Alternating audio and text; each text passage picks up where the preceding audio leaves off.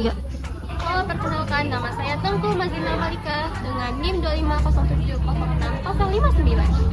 Halo, perkenalkan, aku Keisha Salsabila Sibuan dengan NIM 2507060557. Halo semuanya, perkenalkan nama saya Rani dengan NIM 2507060005.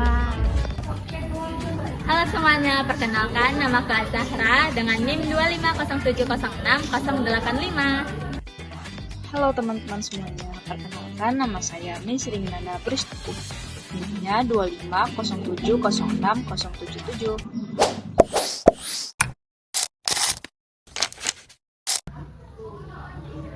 Halo semuanya, kali ini aku akan membahas kerajaan awal Thailand sebelum periode Ayutthaya.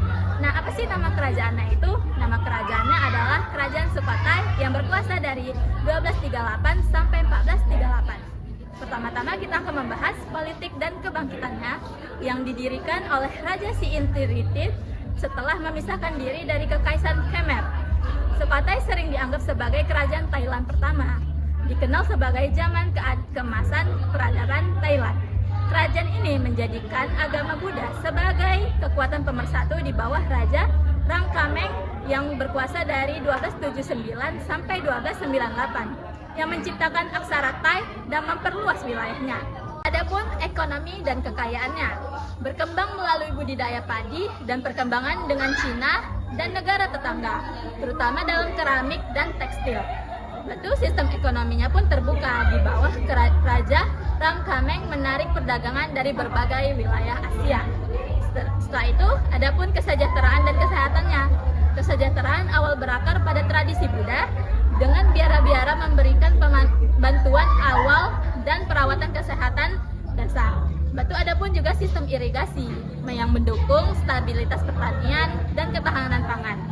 Batu kita juga masuk ke pendidikan yang ada di Kerajaan Sukhothai.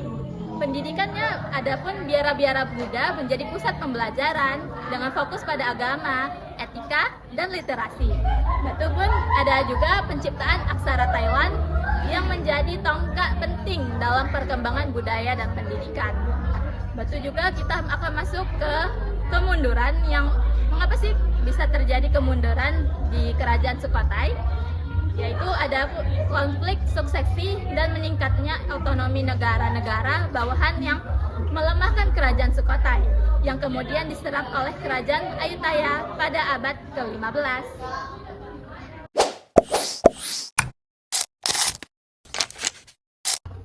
Oke guys, selanjutnya kita masuk ke Kerajaan Ayutthaya yang berdiri pada tahun 1351 sampai 1767.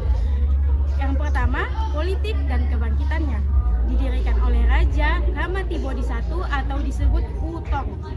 Ayutthaya berhasil menyatukan wilayah sekitarnya dan menjadi kekuatan besar di Asia Tenggara.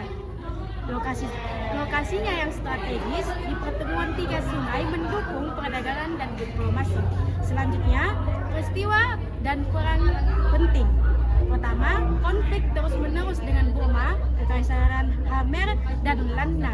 Yang kedua, menjalin hubungan diplomatik dan perdagangan dengan Cina, Jepang, Persia, dan Eropa, terutama Portugal, Prancis, dan Belanda. Dan yang terakhir itu kejatuhan pada 1767. Pasukan Burma di bawah Raja Hisuyoshi menghancurkan ibu kota, menyebabkan keruntuhan kerajaan. Selanjutnya ada ekonomi dan kekayaan. Ayutthaya menjadi salah satu kota terkaya di Asia, mengekspor padi, kayu sapan, dan kulit binatang. Pengaruh Eropa memperkenalkan barang dan peluang perdagangan baru, meskipun juga menimbulkan ketegangan internal. Yang selanjutnya, kesejahteraan dan kesehatan. Biara-biara Buddha terus menyediakan amal dan layanan kesehatan.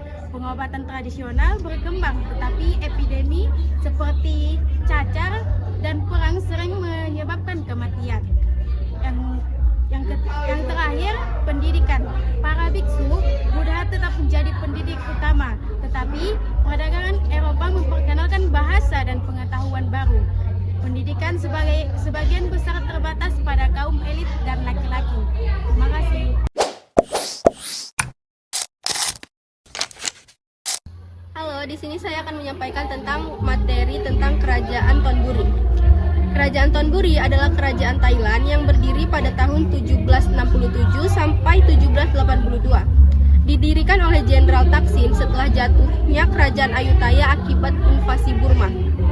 Kerajaan ini memindahkan ibu kota ke Thonburi di tepi sungai Chao Phraya dan berhasil menyatukan kembali wilayah yang terpecah. Pemerintahan Raja Taksin juga fokus pada pemulihan ekonomi melalui perdagangan dengan Tiongkok dan membangun kembali negara. Namun, kerajaan ini berakhir pada tahun 1782 setelah Taksin digulingkan oleh komandan militernya, Jenderal Chakri, yang kemudian mendirikan kerajaan Ratanakosin di Bangkok.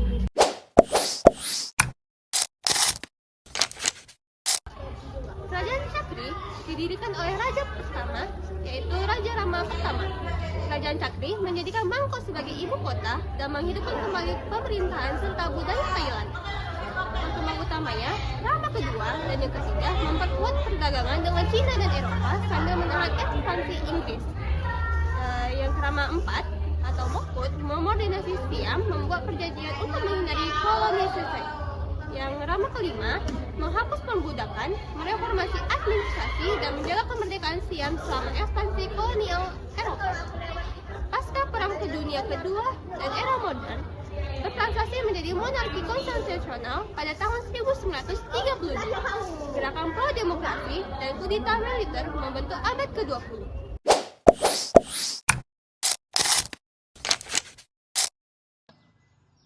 Thailand tidak dijajah oleh bangsa barat pada saat itu karena Thailand berhasil mempertahankan negaranya dengan cara melakukan diplomasi yang cerdas, terutama di bawah kepemimpinan Raja Chulalongkorn yang menjalin hubungan strategis dengan Inggris dan Prancis pada saat itu.